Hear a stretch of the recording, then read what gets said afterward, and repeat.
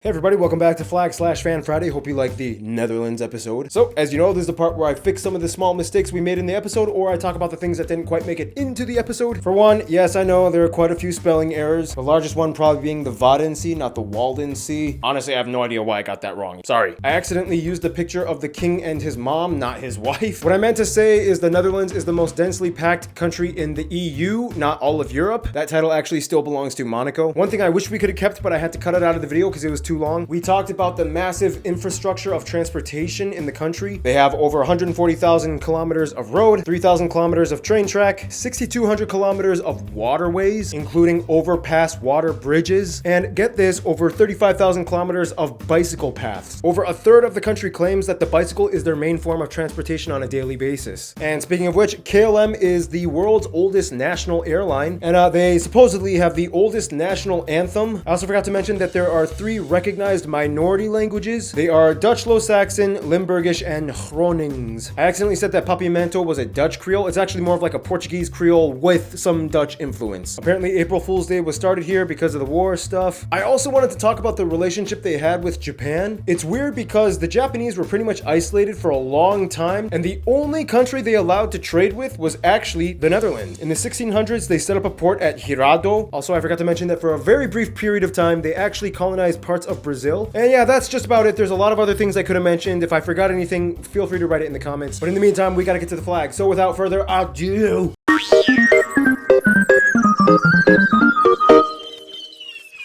this is gonna be my last video before I take a little break, and we are actually going to go to the Netherlands. Fun fact, in every episode, I try to wear at least one color that you can find on the flag of the country. This was the first time I wore a color that was not found on the flag, only because orange is the national color of the Netherlands, although technically you can kind of put orange on the flag. And speaking of the flag is a horizontal tricolor of red, white, and blue. Now here's where things get a little confusing. The stripes in themselves kind of don't have direct meanings, but are rather derived from historical incidences that played a role in the country. During the Middle Ages, it is said that the colors were inspired from a mix between the colors for the Bavarian coat of arms and the Count of Holland. After the Dutch revolt against the Spanish led by Prince William of Orange, the first prince's flag was used with orange on the top instead of red. It wasn't until the 1500s and early 1600s that red replaced orange, and there are many theories as to why, but many might say that over time, orange dye would fade into red, which meant red was just easier to use. Nonetheless, for the longest time, they were both used simultaneously. It wasn't until 1937 that Queen Wilhelmina issued by royal decree that it would stay red, white, and blue. However, on the King's Day, they fly a regular flag with an orange pennant, honoring the royal family and the orange color that represents their household. Keep in mind, there's a lot of other stuff that goes into this, like there was that whole Batavian Republic thing during the Napoleon years. Prior to that, they were under the House of Burgundy with the St. Andrew's Cross, blah, blah, blah, blah, blah. Now, what's also interesting is that, as we mentioned, the Kingdom of the Netherlands is made up of 4 countries, 3 constituent ones in the Caribbean, as well as 3 other municipalities. Each one of these has their own flag. We don't have time to explain about each one, but basically they each tell a story of history and culture. And at one point they were collectively called the Netherland Antilles. They use this flag with 6 stars. And yeah, lots of interesting history and stuff that goes into this. And with that being said, it is now time for the coat of arms. The coat of arms comes in 3 variations: the greater royal version, the middle state version, and the simplified lesser version. Each one can be found within the higher leveled coat of arms. In this one, we'll discuss the middle state version. Basically, it's a shield with a crowned and armed lion holding a sword and 7 arrows, symbolizing the 7 provinces of the Union of Utrecht. On top lies the royal crown, supported on each side by 2 other lions, all on top of a banner reading in French, surprisingly, Je maintiendrai, or I shall maintain. The reason why it's in French is because it was the motto of the princedom of Chalon, or Orange, and when William of Orange inherited the title when he became ruler, he just kind of kept it. Plus, French was widely used as a lingua franca at the time, so it wasn't uncommon to see it used in many non-French native areas. And prior to this, they had a few other coat of arms. They were basically the same thing, just drawn a little different. Also, you might see this image. It is basically the royal family flag, or the royal standard. But yeah, that is basically just about it. And with all that being said and done, it is time for Geography fan mail time. Alright guys, so we're gonna just jump into this, but before we do, we have some guest stars. You know them. They were in the episode. Ken and Keith. What's up? By the way, guys, we are going to Europe in March. So if you'd like to meet us in Norway, Netherlands, Belgium, Luxembourg, or France, let us know. Yes. So guys, as you know, we always start off with postcards. Marion sent us postcards from Paraguay. It says, Hello, girl. Girl. Oh. I don't know if it's for Hannah or Jillian, but It's for me, actually. We got a postcard from Jan. They're visiting Vietnam right now. Yeah, so Somebody from Eritrea sends us this postcard. Thank you, Zach. so this is a postcard from Amar. In Norway, this is a Norway postcard. this one is from Angeline. Angeline said she visited a closed city called Saro. Pong Sak from Malaysia sends us a postcard from Thailand. We got a postcard from Cameron. It says, hello from Singapore. This is cool. This is from Jamaica, from Jonas. It's really cool though because the card is written in Jamaican patois. Pay for this stamp and put it right, ya soul.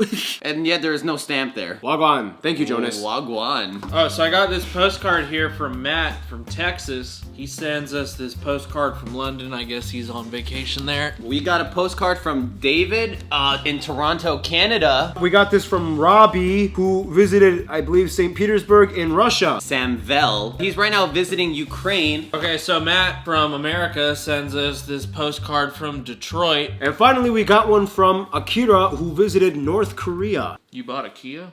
We're getting more things from North Korea sent to us these days, and I think it's because diplomatic shift. We'll see what happens, but yeah. And now, letters and packages. Letters and packages. We got a letter from Hadrian from the Dominican Republic. Whoa. Oh, and he sends in nice. 100 peso. 100 pesos. Lovely letter though. Thank you, Hadrian. I got this letter. Benjamin from Tennessee. You're the only 10 I see.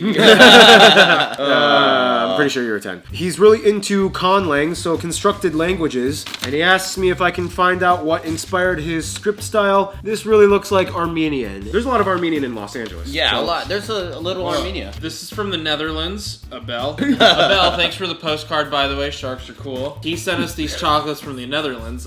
Now they're not chocolates from the Netherlands. Now they're chocolates from Bolivia. We're gonna try both. We're just gonna break them in half. Chocolate with salt, con sal. Coca leaves. Oh, it's coca Oh, leaves. yeah. So Ooh. in Bolivia, they eat a lot of coca.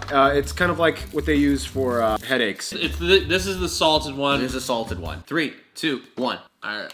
Your verdict. Whoa. Wow. Yeah, Really? it's actually really good. It makes it really good. I ate the whole thing already. All right, next up, coca leaves. Oh, you can see the coca leaves. Oh, you could totally see the cocoa leaves. That's Dude. so cool. Whoa. Oh, Whoa. it's filled with coca. It's even on the inside, like the centerfold of it. Ready? 2, 1. Oh, it's softer. I would rate it 4 out of 5 chocolate bars. It's really good. Would eat again. I would eat it again, yeah. Rated would eat again. We got a book. Oh, he's the author of this book. Nice. Yay. My gift to you. But from one creator to another, here's my book as a gift of thanks. Oh, this is also from the Netherlands. Wow, we're getting a lot of Dutch people today. This is from Bram. He says, this package contains something Barb's told us he really likes. This is black licorice powder. How do I use it? What, do I make something out of it? Oh, can I make ice cream out of this? No, can you? Because I love salmiakki ice cream. I need some water. This chocolate Yeah. is starting up. Ken? All right, we got a package from Josie in New York. Oh. She's sending us more of the Chinese ornament stuff. The Year of the Pig. You sent a lot of these. You sent a lot of it. Literally a whole box. Happy Chinese New Year. Ken can put it in his dungeon. Great. Born in the pig year, you're lucky. You're gonna make a lot of money. Woo! Not you though, because I pay you. Oh yeah. I regulate your income. Yeah, I'm in the dungeon for a reason. There's like so many choking hazards with this. It's from Ljubljana, Slovenia. Wow. Yes. Aren't you a big deal in Slovenia? Apparently, I guess I am. I even have a shirt that says that. So we got a ton of flags. We got the EU flag, the German flag. Croatian flag, nice. All right, so basically some dude from the Czech Republic.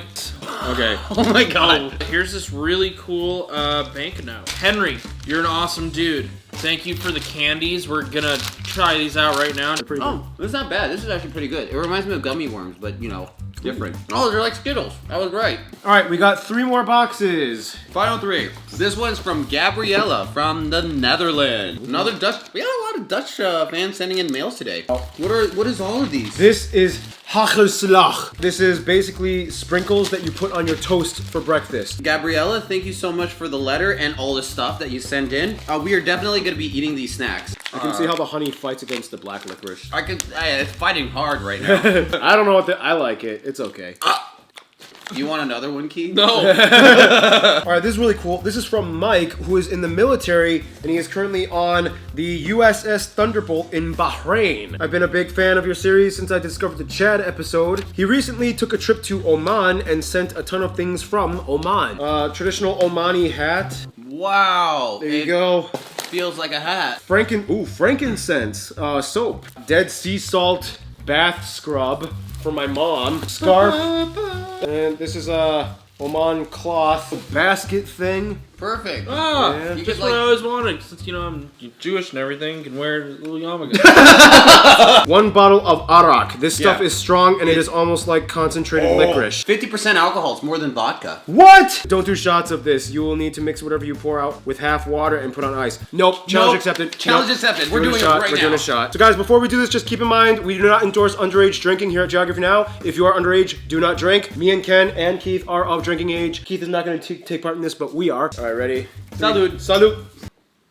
R.I.P. Ooh, it tastes like licorice. It does taste like licorice. It actually doesn't taste It bad. doesn't taste that strong. No, I mean... Psh, Mike, you telling us we can't do shots of this? Yes, we can. This is not... Yeah, we're good. We're good. All right, Matthew from Maine. Keith, you read the letter because you opened this. Yeah, What? I can't read. My name is Matthew. I'm an Italian-American dual citizen. I currently live in Maine, attending college. Sent a ton of flags. Oh, Dominica. Yeah, I know. I'm trying to open it. I've been opening it for like the longest. So, fun fact, but I'm actually an Eagle Scout. Are you really? I am. And finally, Wow. Scrantonopoly. Ken and I have both watched every episode of The Office. So good. Wow. All right, guys, so that's just about it. But before we go, you know what time it is? Return address contest. Return address contest. Ken and Keith are going to pick out a name from this bag, which has all your return addresses. And whoever wins gets a Geography Now button and notepad. And if you don't win, you can get these off of geographynow.com. You're gonna make direct eye contact with me now while we're grabbing it. The winner is Tuvia from Jerusalem. Hector from Spain. Hector from Spain. All right, guys. So thank you for everything. I would love putting your hometowns and countries on display. You've just been flagged. Anything you guys want to say left before we go? We'll see you in Europe. See your mom in Europe.